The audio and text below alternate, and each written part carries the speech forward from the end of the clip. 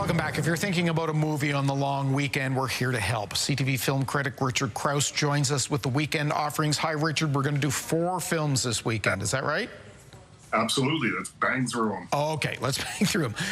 We have a local one, but first we're going to get to the franchise Final Destination, coming to an end with something called Bloodlines, right? Let's take a look. Death is coming for our family. I said, oh, oh, oh, Death is coming for our family. No one likes to hear that. Nobody does, and I think people are going to like this movie, though. It's the first Final Destination movie in 14 years, and if you'll cast your mind back to the last, bunch of them, or 5 other of these things, it's not about the story. It's about very elaborate deaths that people have. So one small thing will happen, and then dominoes into a bigger and bigger and bigger event, and eventually there's carnage. That's what you pay your money to go see. You don't pay for the story, because really the story in this one is barely existent. What you're paying for is that sense of anticipation. When things start to go wrong, you think, what's going to happen next? What's going to happen next? And this movie does a great job of building that anticipation and then giving you that dopamine rush that you want when something wild happens. I gave this one 4 out of 5 stars because it's just a fun, turn your brain off a little bit, but it's a fun afternoon or evening at the movies. Okay. The next one's called Friendship with Paul Rudd, household name, and Tim Robinson. Now, a lot of viewers might recognize him once they see him. The name doesn't necessarily ring a bell. You'll explain this. He's a favorite among comedic actors, right? Like the Will Ferrells, the Amy Poehlers, they all love him, but he hasn't broken through. Well, I think it's because he is so committed to being cringy that, and comedians love that. I don't know. It's not the kind of thing that he's never going to be as popular as Kevin Hart or one of the big. But let's have a look at the clip from the movie. Okay.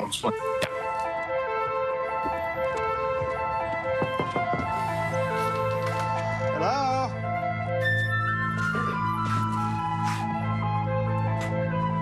Howdy. Howdy.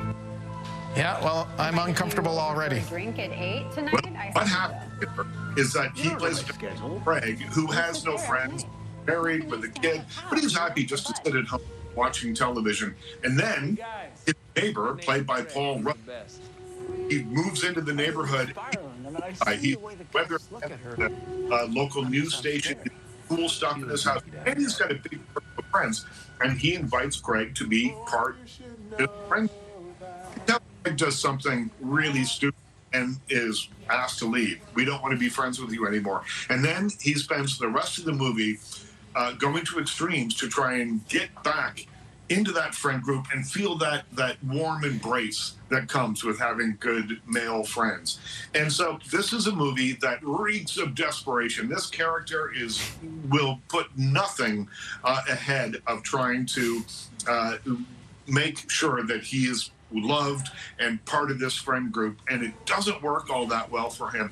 But because he's so desperate, because he wants it so badly, there's this desperation to him that you kind of feel empathy for, even when he does terrible things. And I think that's what makes this movie work so well.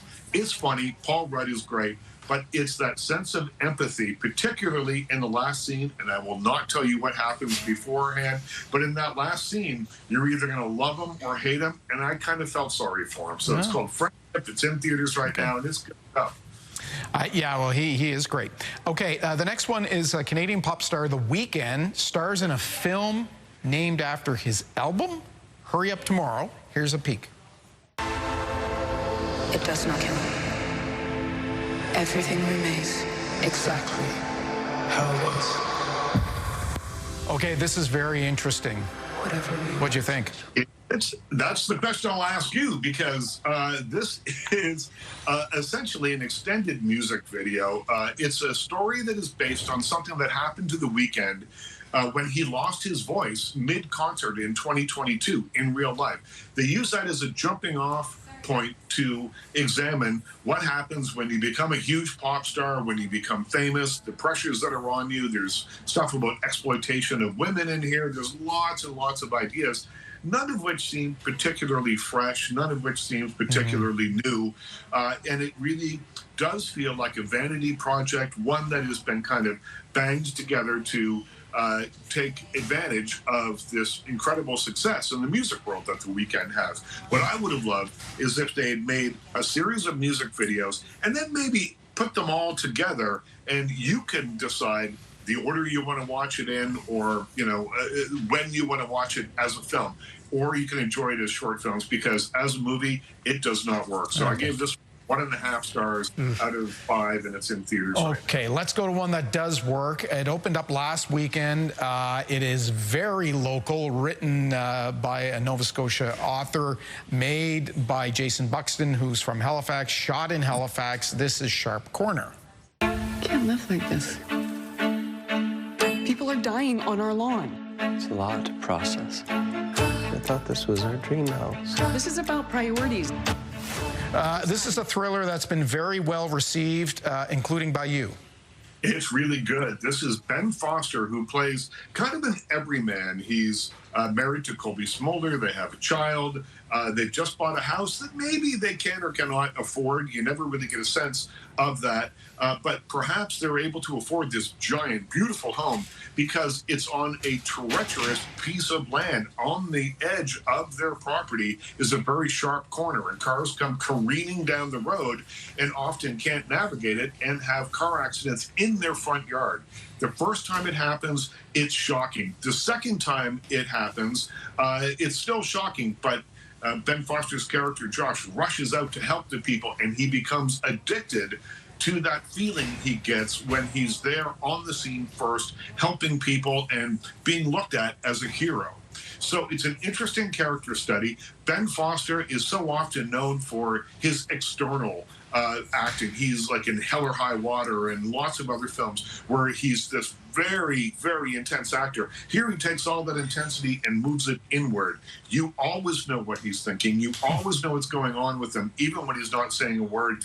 It's an incredible performance. Colby Smulders is great in this, and it was shot in Halifax, and I don't love it because it's from Nova Scotia, and so am I love it because it's a really good film. It's called Sharp, and it's in theaters now. All right, and Jason Buxton, of course, the director, started his career in the crew of the Titanic film while it was filmed here on the East Coast. Okay, we'll have to leave it there. Richard, thank you very much. Have a great long weekend. Happy viewing, and we will see you soon.